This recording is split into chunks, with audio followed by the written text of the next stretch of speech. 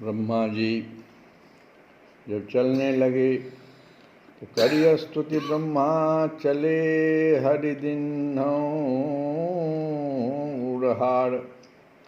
और बनमाला के दर्शन से सृष्टा की कैसी दशा हुई इसे कौन बता दे।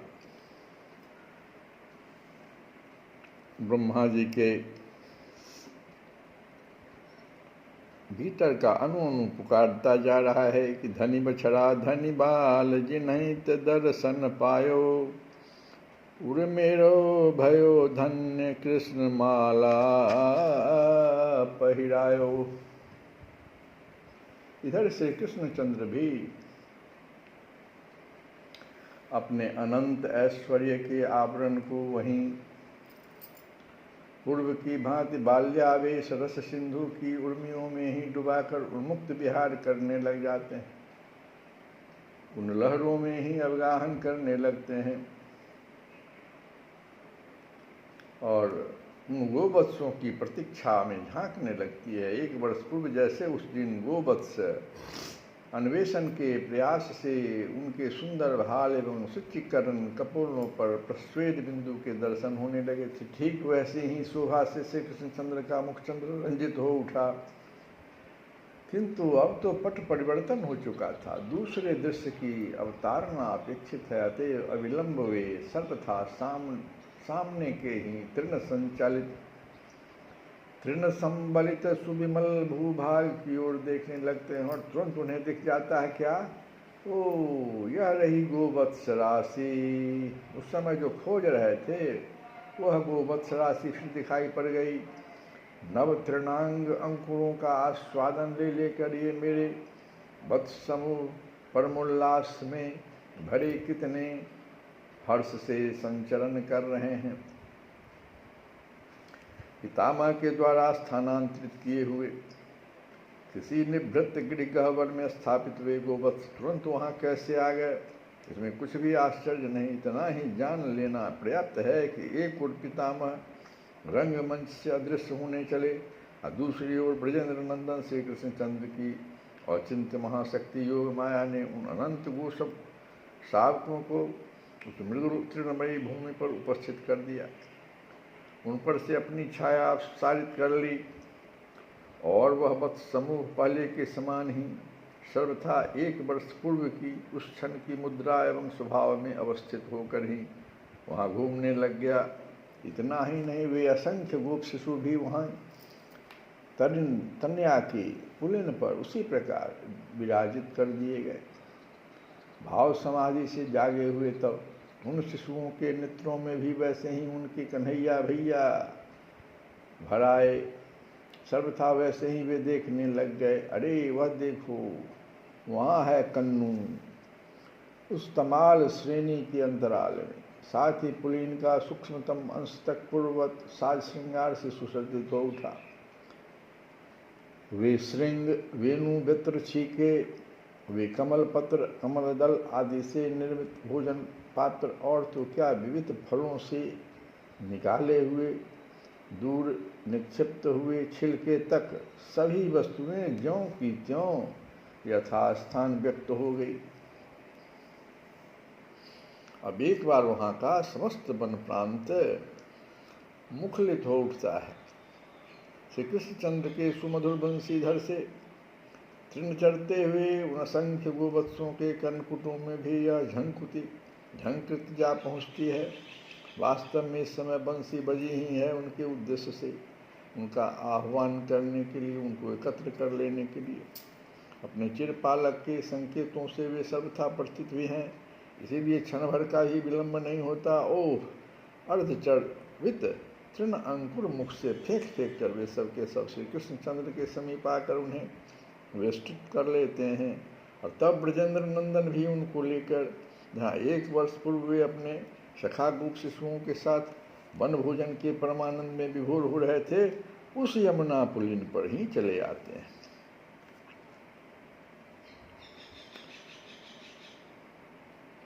कालमान से 1 वर्ष की अवधि समाप्त हो चुकी है।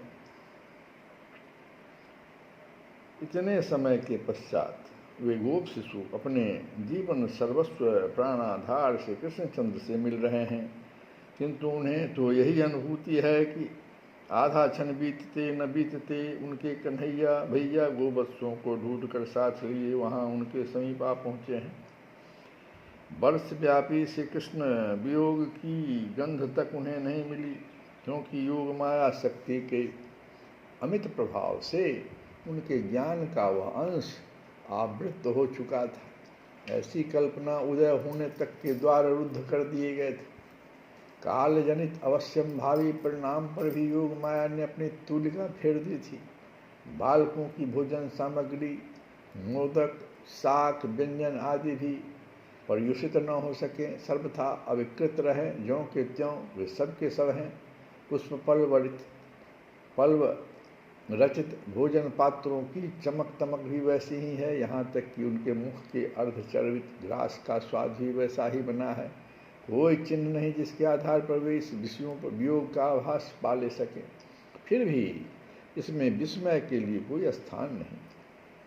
प्राकृत मन भले ही श्री कृष्णचंद्र की योग माया के अनंत और घटन सामर्थ्य का अनुसंधान पाने में कुंठित हो जाए, उस चिन्मय वैभव के कण मात्र को भी छू लेने में सदा समर्थ बना रहे, किंतु श्री कृष्णचंद्र की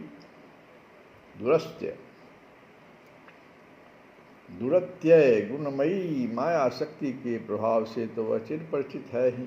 ओह, उससे मोहित हुए जीव यहाँ क्या क्या नहीं भूल जाते। जगत के समस्त जीवों की कैसी दशा है। अनादि बहिर्मुखता के कारण इसी माया से वे सब के सब मोहित हो रहे हैं। मोहित होकर अपने आत्मस्वरूप को ही भूले हुए हैं। था इसी आत्मविस्मृति का यह परिणाम है कि देह को मैं एवं पुत्र कलत्र बंधु बांधव विषय संपदा को ही मेरा अनुभव कर वे अशेष भवयंत्रणा की पीड़ा निरंतर सह रहे हैं। अनंत शास्त्र अपने आलोक का दान कर रहे हैं कि जीवों की अनादि अज्ञान रात्रि का तिमिर हर लेने के लिए अगणित आचार्य संत महंत द्वार पर आते हैं, अज्ञान निंद्रा से जगाकर उसे प्रबुद्ध कर देने के लिए। पर जीव की मोह निशा समाप्त नहीं होती। वह जानता नहीं, वह जागता ही नहीं है। बहुत सुंदर यहाँ बात है कि जो माया शक्ति के प्रभाव से जीव जो है मोहित है, वह भूल जाता है अपने आत्मा को। अनादि बहिर्मुखता के कारण इसी माया से वे सब के सब मोहित हो रहे हैं। मोहित होकर अपने आत्म स्वरूप को ही भूले हुए हैं। और इसी आत्म विस्मृति का यह परिणाम है कि देह को मैं एवं पुत्र कलत्र बंधु बांधव विषय संपदा को ही मेरा अनुभव कर वे भव यंत्रणा की पीड़ा निरंतर सह रहे हैं। और शास्त्र देखो, अनंत शास्त्र है, अभी वो अपने आलोक का दान कर रहे हैं कि भाई देखो जीव, तुम इस अज्ञान रात्रि की तिमिर से हट जाओ, उठ जाओ। अगणित आचार्य संत महंत कथा के द्वारा बार बार अज्ञान निंद्रा से जगाने की कोशिश कर लेते हैं, पर जीव की मोह निशा समाप्त नहीं होती। वह जागता नहीं, आंखें खोलकर वह देखता नहीं। महाप्रबोध को सुनकर भी, उस शास्त्र को सुनकर भी उसे अपने स्वरूप की अनुभूति नहीं होती। इतना समझाने पर भी वह निरंतर अपने आप को भूले ही रहता है। ऐसा दुरंत प्रभाव है श्री कृष्णचंद्र की इस बहिरंगा माया शक्ति का ही। फिर उनकी योग माया के विलास का, उनकी अंतरंगा शक्ति की महामोहनता का रूप कितना अद्भुत है, हो सकता है, अद्भुत है, हो सकता है, यह कौन कह सकता है। जो हो, ब्रजेंद्र नंदन की योग माया के महाप्रभाव से ही गोप शिशुओं की इस श्री कृष्ण विच्छेद का अनुभव ही नहीं हुआ तथा 1 वर्ष की अवधि उन्हें क्षणार्ध मात्र प्रतीत हुई। बीत्यो यद्यपि बरस एक काल, बिछुड़े सुंदर मोहन लाल, तदपि अर्ध छिन्न मानत भये, अद्भुत प्रभु की माया क्षय। कवन कवन माया नहीं भूले, जगत ढिंडोरे बड्ढे बड्ढे झूले। वे कछु ये कछु माया करी नहीं मोहे, प्रभु की इच्छा करी अति सोहे। श्री कृष्ण गोविंद हरे मुरारे, हे नाथ नारायण वासुदेव।